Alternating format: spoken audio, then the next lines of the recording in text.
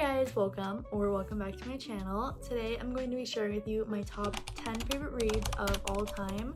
Some of these are going to be very obvious favorites, like they're very popular books. You've probably heard a lot about them. I've definitely heard a lot about them, but some of them are also just books that I have had like stuck in the back of my mind for years. Like no matter how many books I read, I will never forget about these books, and something just always ends up drawing me back to them. So they've been my favorites for years, or they're just really good reads that I just cannot let go of and just cannot stop thinking about. So let's go ahead and jump into my top 10 favorite reads of all time. So the first book I have to mention, and really this entire series just changed my reading life for the better, and that is the Magnolia Parks series. This entire series really is so good. As soon as I read it, I immediately fell in love with these characters, and we get to know these characters on such a deep, like intimate, emotional level that you really feel like they're real people. Like I feel like I can go and look these characters up on Instagram or something and I'm gonna have like a live feed from them, but no, they're literally make-believe on paper.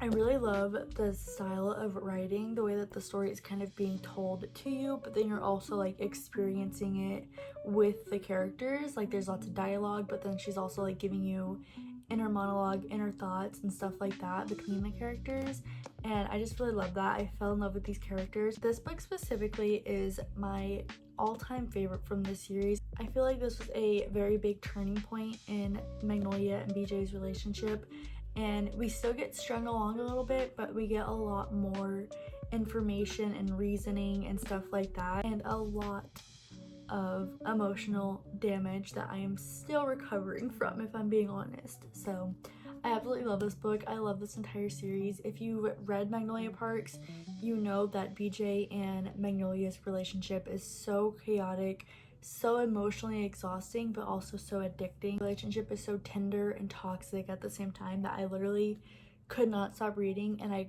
cannot stop thinking about them to this day. I think it's been almost 2 years since I've read this series. I'm due for a reread, if I'm being honest. But what I love most about this series is that it's not just drama for the sake of drama. Like it touches on grief, self-identity, self-worth, and like what it means to really love somebody even when it's not easy. Like they still love each other despite everything they've done to each other and everything they've been through.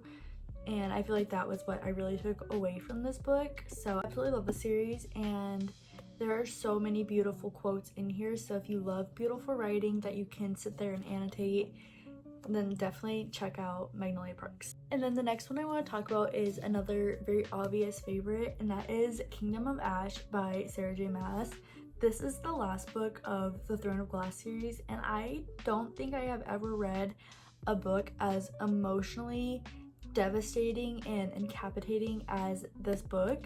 I have not been the same since I finished the series, especially this book. Like I had to put this book down multiple times and just sit and stare and cry.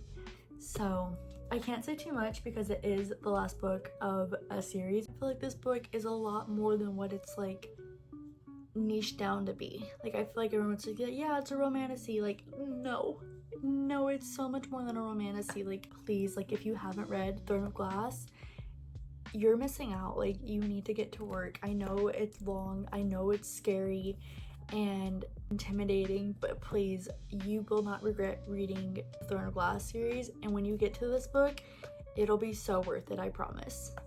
And then I have Outlander by Gabaldon.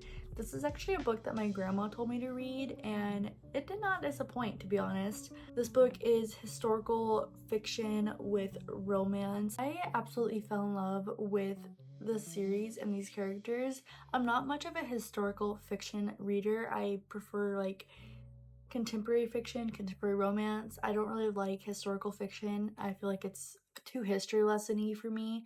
And we're following Claire, who is a World War II nurse, and she accidentally touches these stones and it like transports her back to 1743, and it's just so fun to read her story, and like we get a mix of the past and the present. I believe she gets captured by this group of men, and that's where she ends up meeting Jamie Fraser, and the relationship between those two quickly took over my brain. Chemistry was off the charts, like I loved everything about them. But what made this book really stick out to me was how immersive it was, especially with me not enjoying historical fiction a bunch. If it wasn't as immersive as it was, I probably wouldn't have been able to finish it, even with the romance as good as it was. Like, yes, it's long, but you really feel like you're living in the moment when you're reading it. I have flowers falling out of this book. I guess I used it to press flowers at some point and never took them out. Like I said, you really feel like you're living in the moment in this book when you're reading. You feel like you are the character, and it made me fall in love with Scotland, if I'm being honest, and like Scottish culture. I was so like wrapped up in Scottish culture when I was reading this book. It's not even funny. But I always love how much I felt while reading this book, and I really feel like it just pulled me into this world, and I was really just experiencing it as the characters. So it's a really good book, really good series. I definitely recommend checking it out. It is long, but like honestly in the best possible way. Next up is Archer's Voice by Mia Sheridan, and this is one of those books that broke me in the softest way possible. It's one of those quiet emotional love stories that kind of just sneaks up on you and then completely takes over your heart. In this book, we're following Bree, who has moved to a small town after recently going through something quite traumatic, and she ends up meeting Archer, who is this mysterious, quiet guy who lives on the outskirts and doesn't really talk to anybody. And from there, it's a very beautiful, tender, and healing kind of romance. Archer is one of the most gentle, vulnerable male characters that I have ever read about, and his backstory is honestly just heartbreaking, but the way that he slowly lets Bree in and the way she sees him and loves him for who he is, and it's so emotional. The connection, the way they communicate, the patience, the connection they build. It's a really beautiful romance story. If you love character-driven stories with emotional payoff, then I would definitely recommend Archer's Voice by Mia Sheridan. Okay, and then this next one, I haven't seen a lot of people talk about.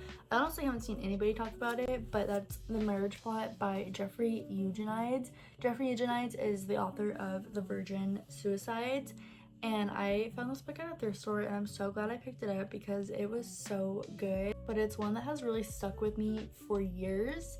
It's definitely more of a slow, character-driven literary kind of read, but if you're into messy relationships, identity crises, and just kind of figuring out life in your 20s, it definitely hits for that vibe. Of three characters, we have Madeline, Leonard, and Mitchell, and they're all graduating from college. They're trying to navigate their relationships, their mental health, their spirituality, and just like the feeling of not really knowing what you're doing or where you're supposed to be. It's not a super plot heavy book, I will say, but it definitely has emotional deepness to it. And one of our characters, Leonard, his character kind of wrecked me because you can see that he's brilliant and he's charming, but you also see the way that he is struggling with his mental health, and you see the way that that impacts his relationships around him, especially the relationship with his girlfriend, and like it affects the way he sees the world and the way he sees himself and like what he believes in himself.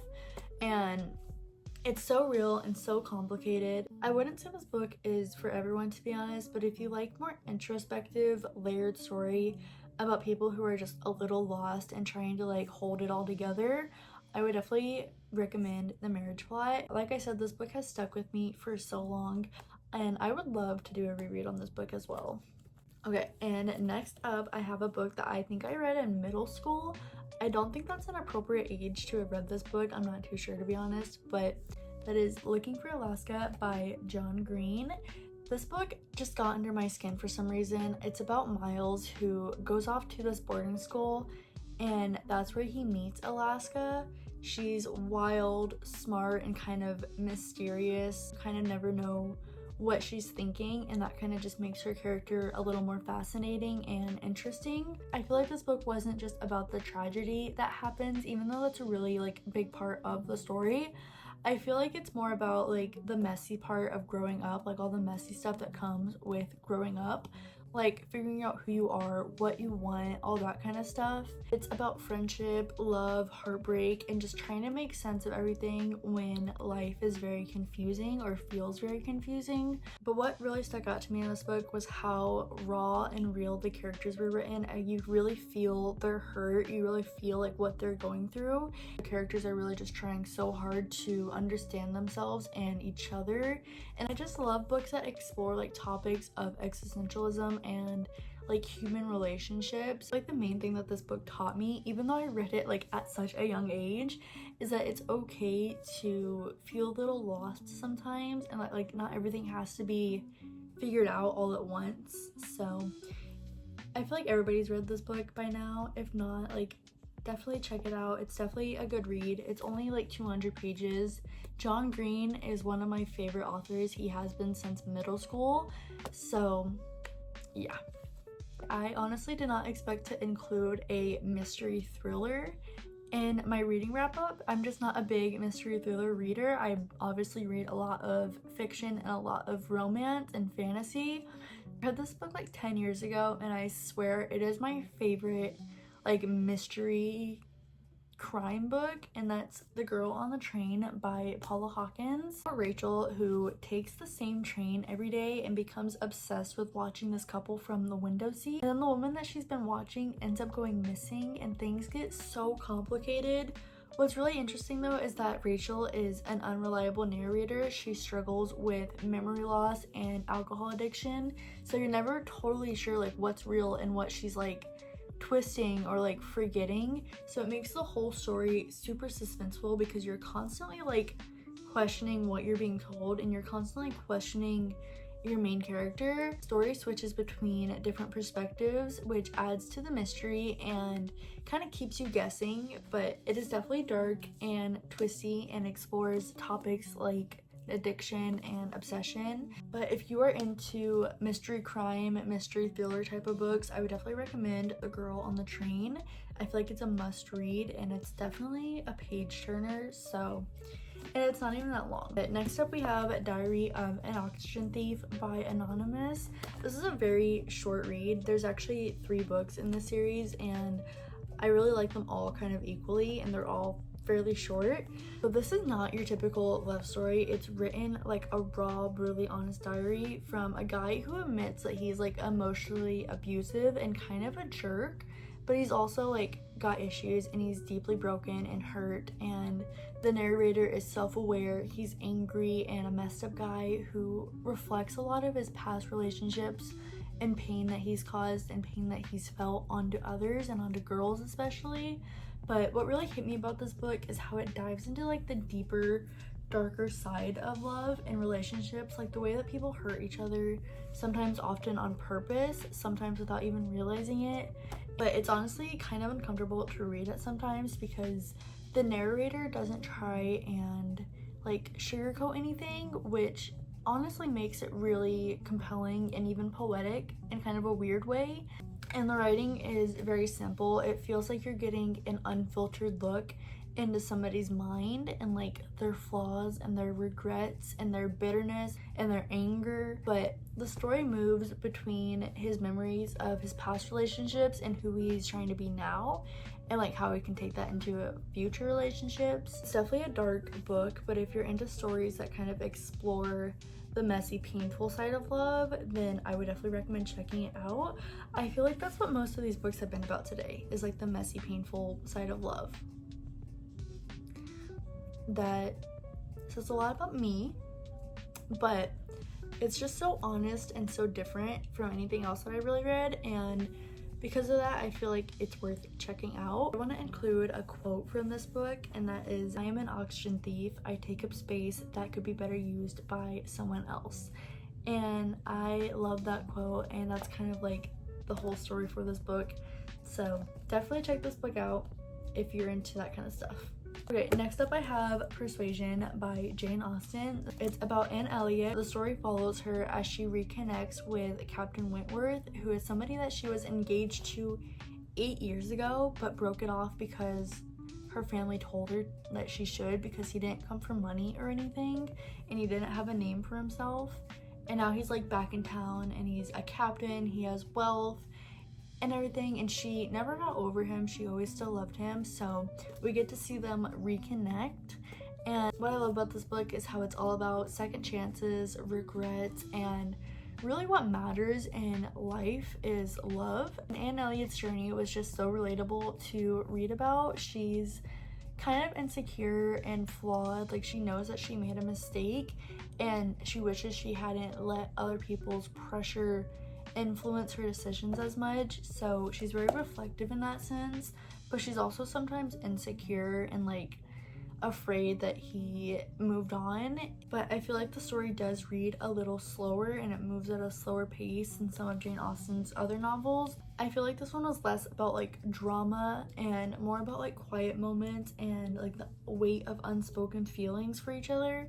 Also, I feel like the way that Jane Austen just writes about class and family and social expectations adds so much to this book and makes it so layered, like so much more than a romance. But Persuasion is definitely a comfort read for me, definitely a comfort movie as well. It's just beautifully written and I love these characters, so yeah. Last book I have is Nausea by Jean-Paul Sartre. I read this book a long time ago, so please don't laugh at the way that I tabbed it, but this is the first book I read about existentialism, and it's kind of just a strange philosophical ride through the meaning and absurdity of existing. Following Antoine, who is a historian in a small French town, and he begins to feel like overwhelmed and discomfort with the world around him. Everything like just starts to feel meaningless. Objects, people, his own body, like all of it becomes meaningless to him, and he realizes the world simply exists kind of without purpose.